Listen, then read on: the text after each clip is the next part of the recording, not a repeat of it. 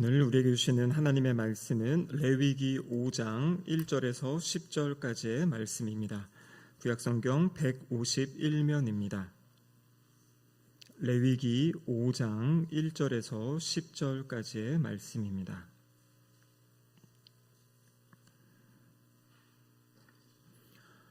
하나님의 말씀을 한 절씩 교독하도록 하시겠습니다.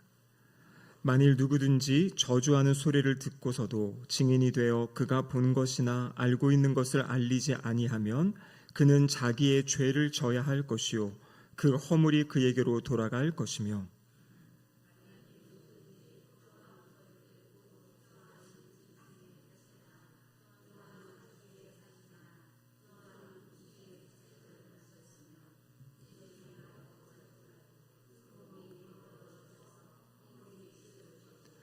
만일 부지 중에 어떤 사람의 부정이 닿았는데 그 사람의 부정이 어떠한 부정이든지 그것을 깨달았을 때에는 허물이 있을 것이요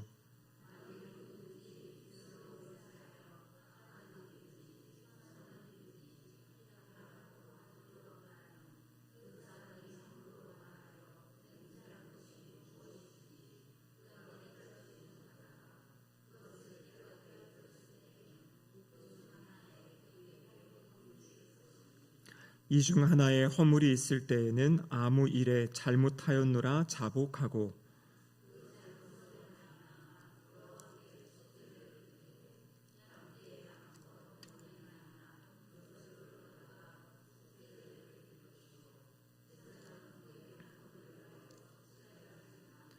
만일 그의 힘이 어린 양을 바치는 데에 미치지 못하면 그가 지은 죄를 속죄하기 위하여 산 비둘기 2마리나 집 비둘기 새끼 2마리를 여호와께로 가져가되 하나는 속죄 제물을 삼고 하나는 번제물을 삼아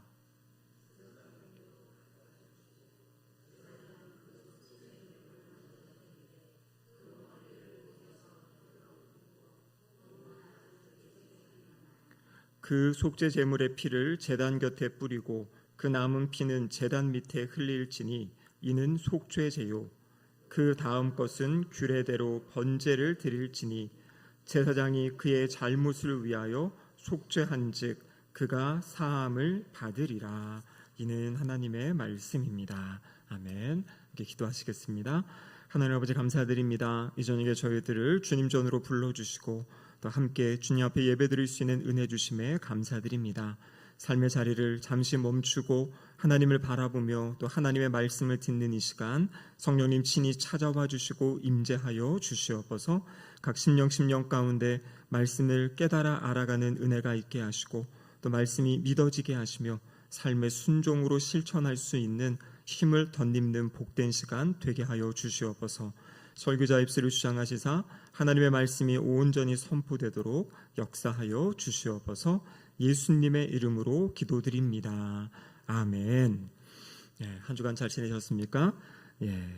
레위기 말씀을 이제 오랜만에 또 다시 보니까 읽는 게 약간 어색하기도 하고 힘이 드는 것 같습니다. 우리가 지금 이제 가스펠 프로젝트라는 책을 가지고 창세기부터 쭉 지나왔는데요. 이제 오늘 레위기, 다음 주 한 번까지 레위기 하고 이제 그리고 이제 또 책이 바뀌어서 이제 그 다음에 이제 민수기, 신명기 이렇게 쭉쭉 이제 나가게 됩니다. 그래서 구약 전체를 큰 흐름 가운데 이제 중요한 내용을 살펴보는데요. 우리 지난주에 우리 강 목사님이 속죄제물 1을 할 때 책의 내용을 따라가기가 좀 어려웠다 하는데 저도 책을 살펴보니까 좀 그렇더라고요. 그래서 내용은 속죄제와 속건제에 대한 내용인데 책의 내용이 좀 그것을 명확하게 드러내는 것 같지 못해서 그냥 오늘은 제가 여기 주제가 속죄제에 대한 거니까요. 이 속죄제에 대한 이야기, 또 속건제에 대한 그런 규례들을 다시 한번 살펴보도록 하겠습니다. 이 셰익스피어의 비극 여러 작품 가운데 하나가 이 맥베스라는 작품이 있다고 합니다. 이 맥베스에 보면요, 이 맥베스가 이 남자인데요, 아내의 부추김을 받아서 그 당시의 왕이었던 덩컨 왕을 죽이게 됩니다. 이 왕을 죽이는 과정 가운데 이 아내가 아주 결정적으로 그 계획하고 은폐하는 일에 아주 담대하게 가담했다 그래요. 그런데 시간이 지나고 나면서 점점 이 아내의 마음 가운데 자신이 왕을 죽인 것에 대한 이 죄책감, 이 지워지지 않는 죄책감 때문에 이제 점점 힘들어한다고 합니다. 근데 이것이 어떻게 나타났냐면 밤에 자다가 약간 목류병 같이 나타나는데 계속 손을 씻는 그런 동작을 하면서 자기 손에 이 보이지 않는 피 자국이 있다 그리고 이야기하면서 계속 그 피를 씻어내고 싶어하는 어떤 그러한 마음, 이것이 바로 자신의 잘못 때문에 그 양심의 고통을 느끼는 거죠. 그래서 자신이 잘못한 것 겉으로는 괜찮다 숨겼지만 속 깊은 곳에서는 그것에서 벗어나고 싶은 마음, 잊으려 하고 싶고 이것을 사라지게 하고 싶은데 사라지지 않아서 그렇게 안타까워하다가 결국에는 죽음을 맞이하는 그러한 이야기가 이 맥베스라는 책에 기록되어 있습니다. 여러분, 그렇습니다. 우리의 삶에 있어서 이 죄의 문제, 사실 이것에 묶여 있으면은요 언제나 불안하기도 하고요, 그 마음이 이렇게 눌려 있는 거죠. 나는 잘못했는데, 그 문제가 아직 해결이 안 됐는데, 용서받지 못했는데, 이런 마음들. 그래서 하나님께서는 우리 인간들에게 그러한 죄의 문제, 하나님 앞에서 지은 죄, 또 사람들과의 관계 가운데 지은 이 죄의 문제를 해결해 주시기 위해서 두 가지의 제사를 만들어 주신 겁니다. 이것은 바로 하나님께서 친히 제정하셨고요, 그래서 이 제사를 통해서 우리 안에 있는 그 죄로 인한 그런 잘못들, 이것들을 이제 씻어내게 하시고 다시 새로운 마음을 가지고 살아갈 수 있도록 해주신 것이 바로 이 속죄제와 속건제, 이 제사의 내용입니다. 그래서 이 제사는 하나님이 친히 만들어 주신 것이고요, 우리를 그 죄로부터 자유케 해주시기 위해 주신 하나님의 은혜의 제사, 그것이 바로 이 속죄제와 속건제입니다. 먼저 속죄제에 대한 규례를 보면요, 속죄제는 레위기, 오늘 읽은 본문이 이제 속죄제에 포함이 되는 건데요, 레위기 4장 1절부터 5장 13절까지 그 내용 전체가 이제 속죄제에 대한 그러한 내용입니다. 그래서 이 레위기에 이 속죄한다, 이 속죄한다는 무슨 말이겠습니까? 이 죄의 문제를 해결하기 위해서 우리에게 주신 제사, 그것이죠. 여러분, 이 죄를 왜 해결해야겠습니까? 죄가 왜 문제입니까? 우리가 알다시피 이 죄의 값은 사망이지요. 근데 여기서 말하는 이 죄, 이것은 어떤 것이 있냐면 이미 이제 이들은, 이스라엘 백성들은 하나님의 백성이 되었잖아요. 근데 하나님의 백성이 되어서 죄를 지을 때 어떤 일이 있는가? 그러니까 우리도 오늘날 하나님의 자녀로 살아가는데요, 하나님의 자녀로 살아가는 가운데 죄를 지을 때 어떤 일이 있는가? 여러분, 이 죄 때문에 하나님이 우리를 모른다 하시고 우리가 지옥 가고 그런 건 아니지요. 왜냐하면 우리가 천국과 지옥 가는 것은 내가 어떻게 잘 살았냐 못 살았냐가 아니라 예수 그리스도를 내가 어떻게 믿고 있는가, 그게 중요한 거죠. 근데 우리가 이렇게 주님 믿고 살아가는 가운데 죄를 짓게 되면 문제가 무엇이냐면 하나님과 우리와의 사이에 이런 장벽이 생기는 거예요. 하나님께서 우리를 바라보고 계시지만 마치 아담과 하와가 선악과를 따먹은 다음에 하나님의 낯을 피해가지고 그 나무 뒤에 숨어있던 것처럼 우리가 하나님으로부터 움츠러들고 숨어드는 거죠. 그래서 하나님과 친밀하게 그 영생을 누려야 될 사람이 하나님으로부터 피해서 그때부터 이제 불안함과 두려움 가운데 살아가는 안타까운 삶이 되게 된다라는 것입니다. 그래서 하나님께서는요, 이 속죄제를 통해서 이 죄를 제거해 주시고 또 죄로부터 우리에게 찾아온 어떤 오염이라든지 부정함, 이것을 깨끗하게 씻어주시는 제사가 바로 이 속죄제다라는 것이에요. 죄의 문제를 해결해 주시는 겁니다. 속죄제에 대한 내용은 이 성격에 따라 크게 두 부분으로 나눠지는데요, 바로 4장 1절부터 35절까지와 그리고 5장 1절에서 13절까지가 크게 두 부분으로 나눠집니다. 4장에서에 나와 있는 이 제사 관련된 이야기의 핵심은 무엇이냐면 부지 중에 지은 죄.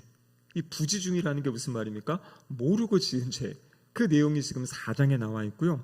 5장에는 어떤 이야기냐면 마땅히 해야 되는데 하지 않은 것, 그것에 대한 죄를 이야기하고 있어요.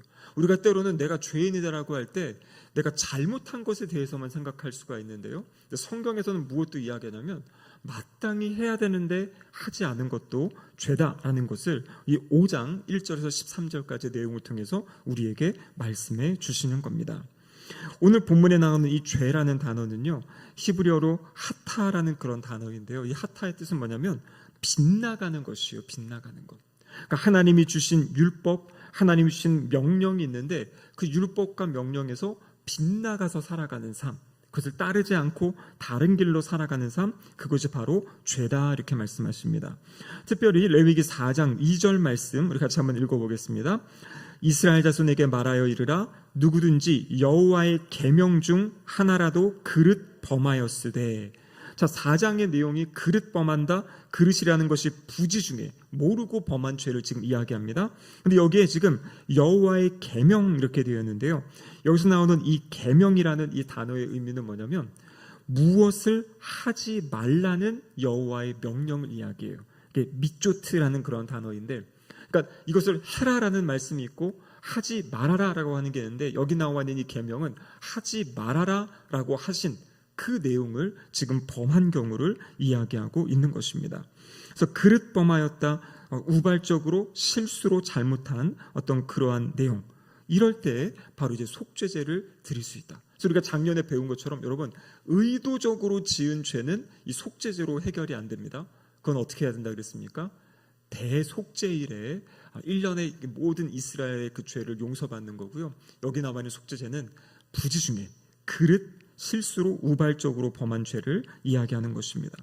또 5장 오늘 읽은 본문 1절에서 13절까지의 내용은 어떤 내용이냐면 마땅히 어떤 일을 하라 하나님 말씀하셨는데요, 그것을 해야 되는 것을 알고 있지만 그것을 잊어버린다든지 망각해가지고 그것을 하지 못한 그 이야기를 말씀하고 계신 겁니다. 쉽게 이야기하면 지금 성경의 4장과 5장에서 이야기하는 죄란 무엇인가? 하나님이 하지 말라고 하는 것을 하는 것이 죄고요, 하나님이 이것을 해야 된다 하는데 하지 않는 것도 죄다. 그 두 가지가 지금 이 속죄제를 통해서 우리가 용서받을 수 있는 그런 죄의 내용이다라는 것입니다. 그런데요, 오늘 우리가 다 확인하지는 않지만 이 4장과 5장에 나와 있는 어떤 제사의 방법, 제사의 절차, 이런 것을 볼 때 죄가 무엇인지, 죄의 성격에 대해서 본문이 우리에게 말씀해 주고 계세요. 첫 번째 죄는 어떤 성격이 있냐면요, 죄를 짓는 그 사람, 그 범하는 사람의 어떤 지위에 따라서, 대상에 따라서 경중이 있다라는 것이에요. 그러니까 어떤 사람이 지은 죄는 더 크게 여겨지고 어떤 사람이 지은 죄는 조금 작게 여겨진다, 그것을 이야기하고 있습니다. 무엇을 이야기하냐면 제사를 드리는 사람의 신분에 따라서, 그러니까 각각의 신분에 따라서 드리는 제사의 방법이 조금 다르고요, 핵심은 뭐냐면 제물이 달라요.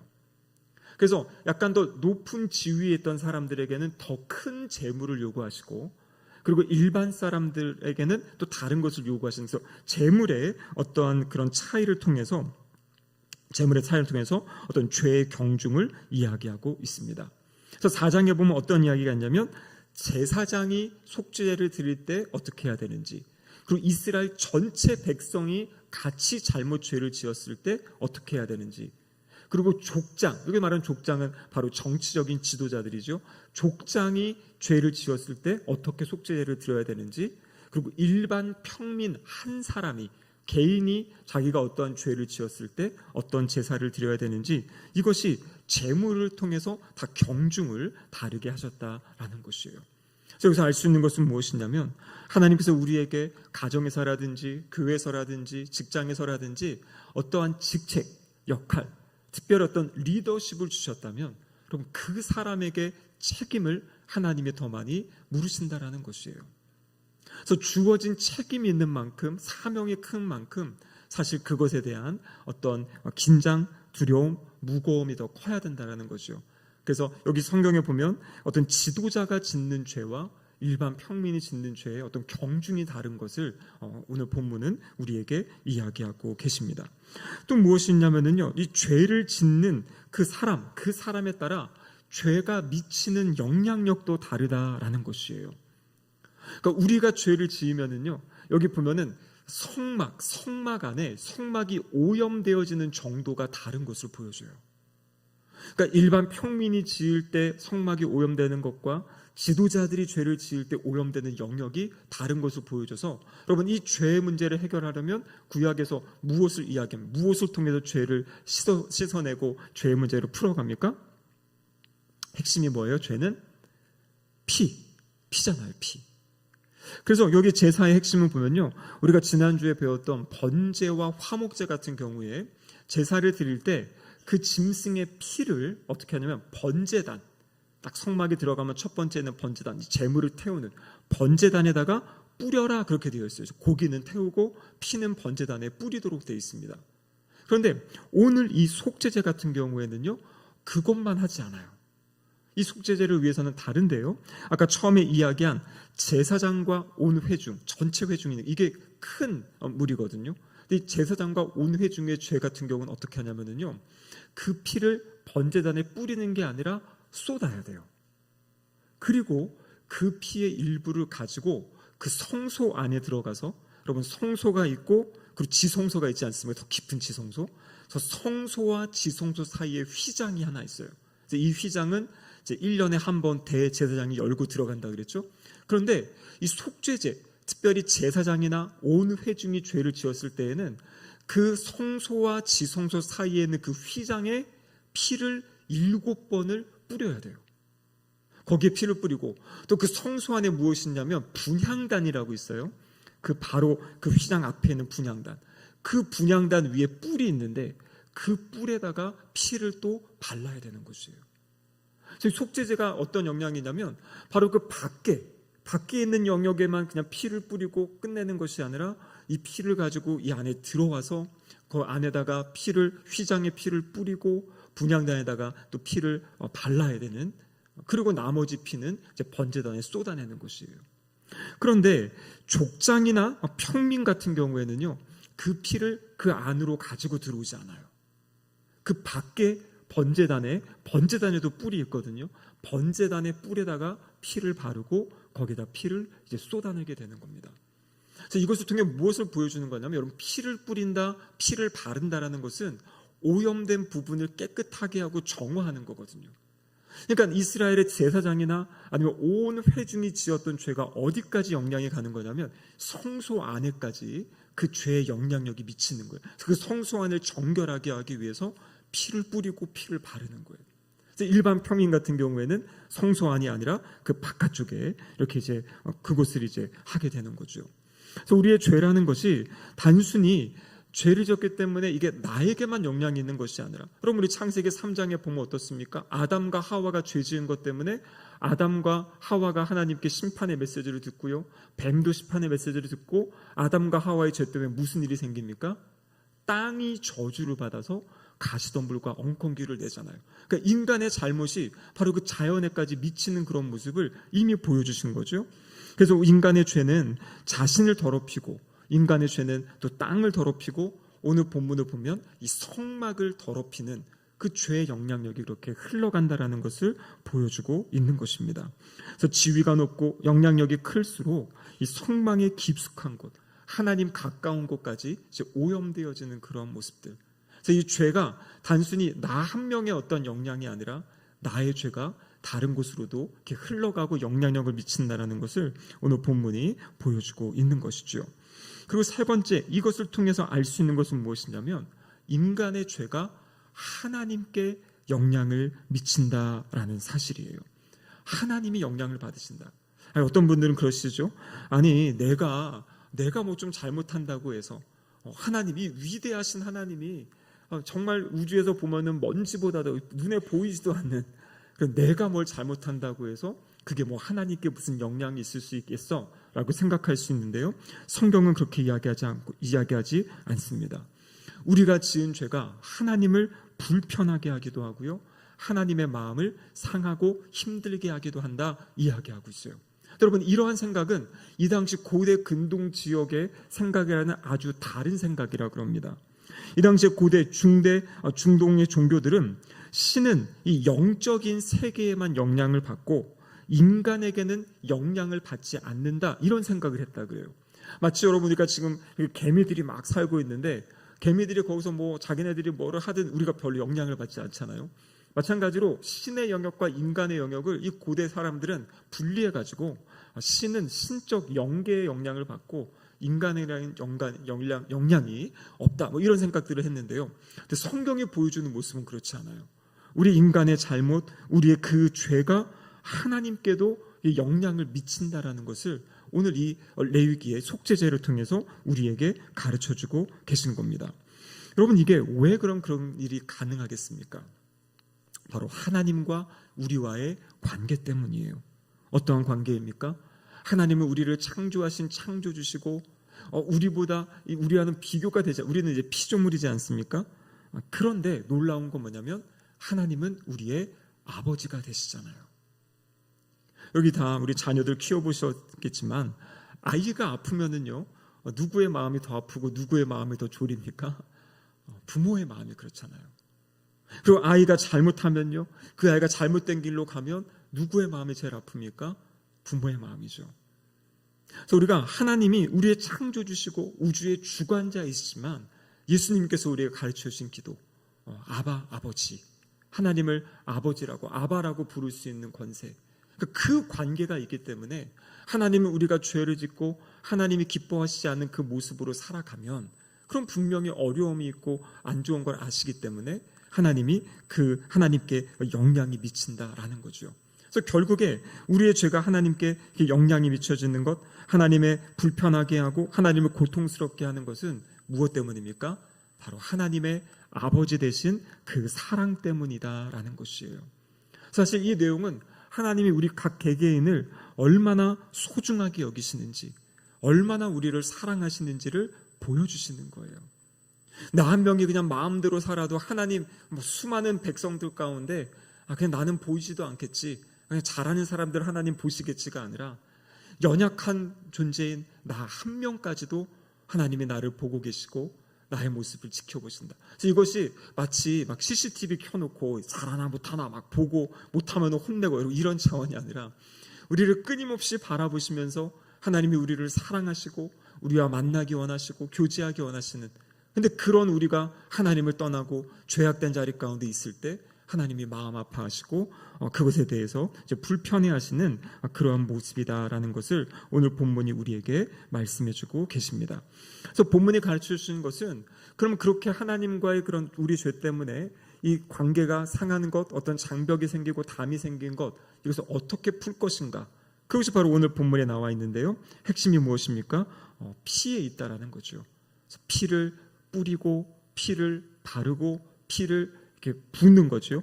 이러한 과정을 통해서 우리의 죄를 씻어주시겠다, 하나님이 약속하신 것입니다. 오늘날 우리는 더 이상 이러한 구약의 제사를 드리지 않죠. 그 이유가 무엇입니까? 바로 아들 예수 그리스도의 피가 우리의 죄를 씻어주시기 때문이에요. 요한일서 1장 7절에 보시면 이렇게 기록되어 있습니다. 같이 한번 읽어보겠습니다. 그가 빛 가운데 계신 것 같이 우리도 빛 가운데 행하면 우리가 서로 사귐이 있고 그 아들 예수의 피가 우리를 모든 죄에서 깨끗하게 하실 것이요. 여러분, 그렇습니다. 십자가 사건 이후에는 예수 그리스도의 피, 그 보혈이 우리를 깨끗하게 하신다. 그리고 히브리서 9장 12절에 보면 이렇게 기록되어 있습니다. 같이 읽어보시겠습니다. 염소와 송아지의 피로 하지 아니하고 오직 자기의 피로 영원한 속죄를 이루사 단번에 성소에 들어가셨느니라. 구약의 제사는요, 그 짐승을 끊임없이 잡았어야 돼요. 근데 오늘 본문에 무엇을 이야기합니까? 예수 그리스도의 십자가, 그 십자가의 피는 무엇입니까? 영원한 속죄를 이루시는데 단번에 그 일을 이루셨다. 그것을 지금 우리에게 말씀해주고 계신 겁니다. 여러분, 그렇기 때문에 더 이상 죄의 짐에 묶여 사실 필요가 없어요. 하나님이 우리 마음 가운데 성령님이 잘못을 깨닫게 하시고 알게 하실 때 그것을 가지고 주님의 앞에 나가서 진실한 마음으로 고백하시고요. 회개는 무엇입니까? 방향, 삶의 방향을 돌이키는 거죠. 내가 이러한 잘못을 했으면 주님께 잘못을 고백한 것만 아니라 이제는 우리의 삶을 하나님께로 돌리는 그런 일을 할 때 하나님은 우리를 용서하시고 다시 우리를 받아주시고 친밀한 관계로 인도해 주신다라는 것입니다.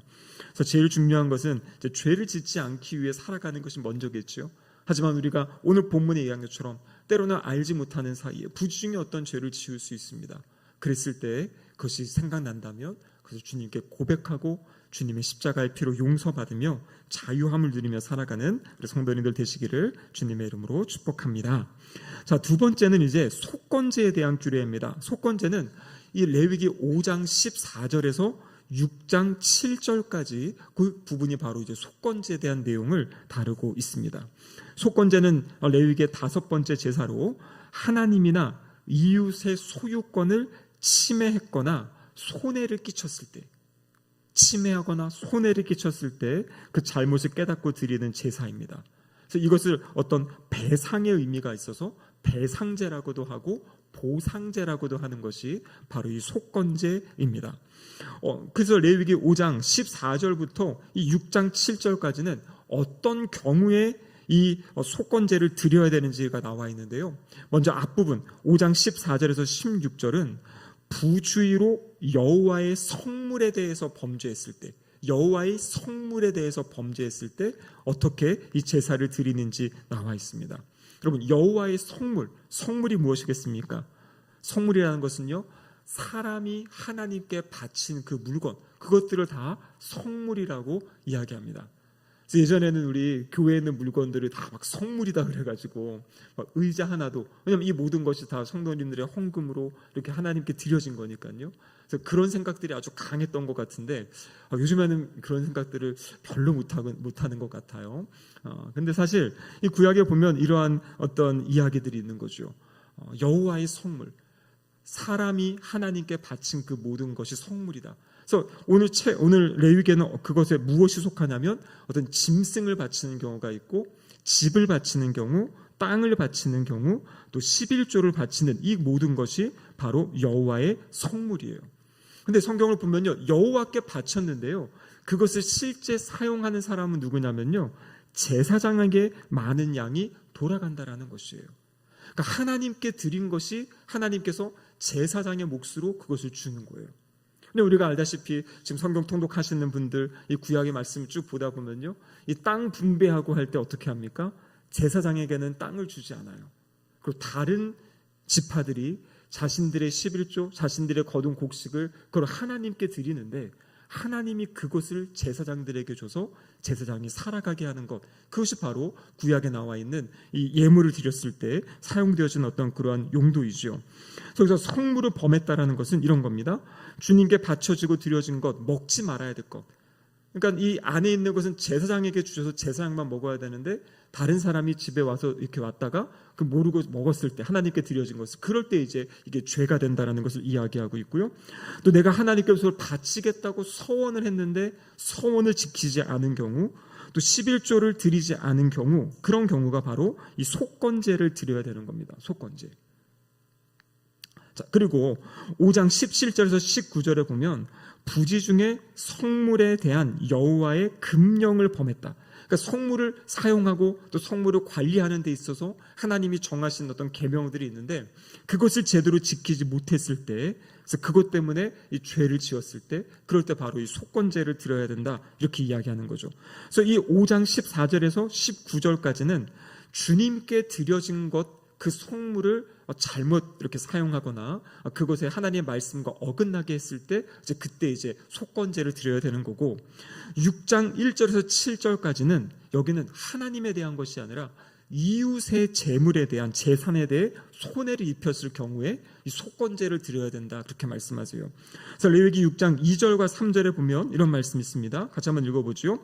누구든지 여호와께 신실하지 못하여 범죄하되 곧 이웃이 맡긴 물건이나 전당물을 속이거나 도둑질하거나 착취하고도 사실을 부인하거나 남의 잃은 물건을 줍고도 사실을 부인하여 거짓 맹세하는 등 사람이 이 모든 일에 하나라도 행하여 범죄하면, 이렇게 되어 있죠.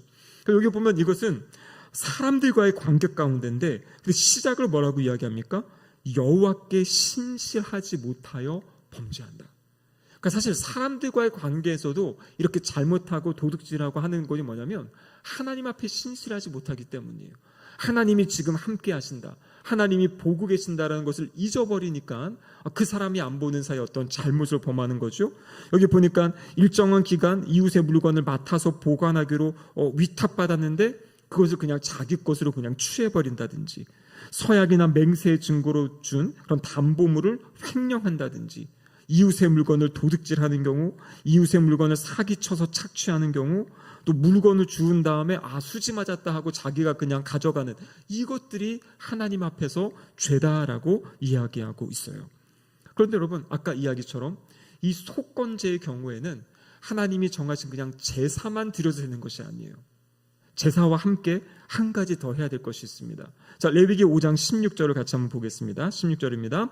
성물에 대한 잘못을 보상하되 그것에 5분의 1을 더하여 제사장에게 줄 것이요 제사장은 그 속건제의 순양으로 그를 위하여 속죄한즉 그가 사함을 받으리라.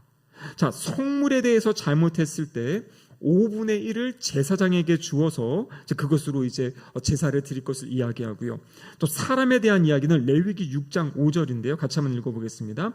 그 거짓 맹세한 모든 물건을 돌려보내되 곧 그 본래 물건에 5분의 1을 더하여 돌려보낼 것이니 그 죄가 드러나는 날에 그 임자에게 줄 것이요. 그러니까 이 속건제의 경우에는요, 이렇게 성물에 대한 것, 어떤 사람들의 물건을 훔치거나 착취한 경우에는 그냥 원래 것만 돌려주는 것이 아니라 거기에 5분의 1을 더해서, 그러니까 원래 드려야 될 것과 함께, 그렇죠? 원래 그것과 5분의 1을 더해서 드리라는 것이에요. 그래서 하나님의 물건인 경우에는 제사장에게 보내야 되고, 어떤 사람의 재산이라면 그 당사자에게 5분의 1을 더해서 보내라. 이것이 바로 이 속건제에 있는 중요한 내용입니다. 결국에 그것을 통해서 하나님은 화해를 원하시는 거예요.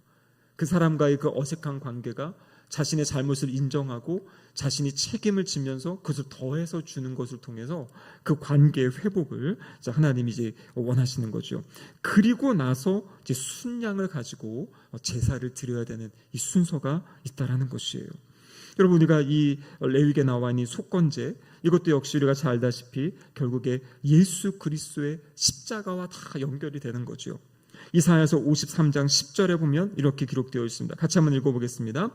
여호와께서 그에게 상함을 받게 하시기를 원하사 질고를 당하게 하셨은즉 그의 영혼을 속건제물로 드리기에 이르면 그가 씨를 보게 되며 그의 날은 길 것이요 또 그의 손으로 여호와께서 기뻐하시는 뜻을 성취하리로다.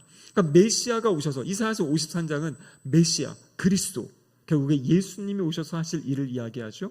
예수님이 하신 일을 뭐라고 표현합니까? 속건제물이다, 이렇게 이야기하고 있는 것이에요. 우리의 죄에 대한 그 대가를 예수님께서 친히 치러주신, 그래서 어떤 학자들은 이것을 예수님이 배상한 그런 제사였다, 이렇게 이제 성경학자들이 표현하기도 합니다. 자, 그렇다면 이 속건제, 오늘날 우리가 살아가는 삶에 어떻게 적용되겠습니까? 여러분, 속건제는요, 순서가 중요합니다. 하나님께 잘못했을 경우, 사람에게 잘못했을 경우 어떻게 하겠습니까? 5분의 1을 더해서 하나님의 성물에 잘못한 경우에는 제사장이 그것을 먼저 드리라 그랬죠. 그 사람에게 잘못한 경우에는 사람에게 5분의 1을 더해서 드리는 거예요. 주는 거예요. 그리고 나서 주님 앞에 와서 제사를 드리는 거거든요. 순서가 있어요, 순서가. 그래서 이것은 먼저 배상한 후에 그 다음에 하나님께 제사를 드리는 그 순서가 있다라는 거죠. 여러분, 이 속건제 순서를 가장 잘 보여주는 말씀이 바로 마태복음 5장에 나와 있는 예수님의 말씀입니다. 같이 한번 5장 23절 24절 읽어보겠습니다. 그러므로 예물을 제단에 드리려다가 거기서 내 형제에게 원망 들을 만한 일이 있는 것이 생각나거든 예물을 제단 앞에 두고 먼저 가서 형제와 화목하고 그 후에 와서 예물을 드리라. 그러니까 형제에게 원망받을 일, 내가 형제에게 잘못한 것이 있어가지고 그 관계가 깨져 있을 때 그것을 먼저 배상하고 먼저 그 책임을 다하고 와서 예물을 드려라. 이 내용은 사실 이 레위기 5장과 6장에 있는 이 속건제에 대한 이야기를 하고 계신 거예요. 그러니까 오늘날 우리가 직접 속건제 제사는 드리지 않지만 이 속건제의 정신을 우리가 기억할 수 있어야 됩니다. 그래서 하나님과의 관계의 회복, 여러분 그런데 있는데요. 마땅히 사람에게 배상하고 내가 책임져야 될 것, 그것을 하고 하나님과의 관계를 해야지, 하나님과 나는 해결됐으니까 그 사람과의 관계는 필요 없어. 그럼 성경은 그걸 이야기하고 있지 않은 거지요. 말씀을 마무리하겠습니다. 여러분, 결국에 하나님께서 속죄제와 속건제를 허락하신 이유가 무엇입니까? 핵심은 무엇이냐면 관계에 있어요. 관계. 죄가 하나님과 우리 사이에 있으면 하나님과 우리 사이의 관계가 멀어지고 소원해지기 때문에 속죄제를 통해서 하나님과 우리와 관계를 회복하는 거고, 속건제도 마찬가지입니다. 하나님을 향하여 지은 죄가 있을 때 그것에 대해서 이제 배상을 하고, 그렇죠? 5분의 1을 더해 드리고, 또 사람들과의 깨어진 관계, 그것들을 회복하기를 하나님이 원하셔서 우리에게 이 귀한 이 제사를 주셨다라는 것이죠. 그래서 이것을 우리가 잘 생각하시면서, 그래서 여러분, 신앙생활의 핵심은 뭐냐면 관계예요. 관계. 우리가 큐티를 해야 됩니다. 기도를 합시다. 매일 말씀을 읽읍시다. 그럼 왜 하는 겁니까? 그걸 통해서 주님과의 관계가 깊어지는 것이에요. 그 주님과의 관계가 깊어지고 하나님 마음을 알아가면 알아갈수록 우리 함께 살아가는 사람들과의 관계를 새롭게 하는 거죠. 하나님이 이들을 어떻게 바라보고 계시는지, 하나님이 얼마나 이들을 사랑하시는지, 그것을 깨달을 때 그들을 사랑할 수 있게 되고요, 긍휼의 마음을 가질 수 있고 이해하고 용납할 수 있는.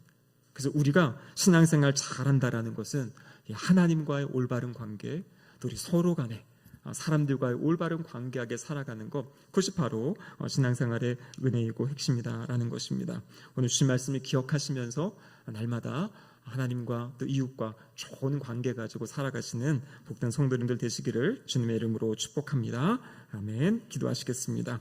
하나님 아버지, 감사드립니다. 오늘 이 제사의 이야기들을 통해서 하나님이 우리의 죄를 얼마나 미워하시고, 하지만 그 죄를 또 해결해 주시기 원하시는지, 다시 주님과의 관계를 회복시키기 원하시는 하나님 아버지의 마음을 알리게 하심에 감사드립니다. 주님, 우리의 삶이 하나님이 하라고 말씀하신 것을 할 수 있는 믿음의 용기를 주시고, 하나님이 하지 말라 하신 것을 멀리할 수 있는 용기 또한 허락하여 주시옵소서. 하지만 연약함 가운데 부지 중에 죄를 지었다면 하나님께 그것을 회개하고 돌이키며 살아가는 우리의 삶이 되도록 인도하여 주시옵소서. 예수님의 이름으로 기도드립니다. 아멘.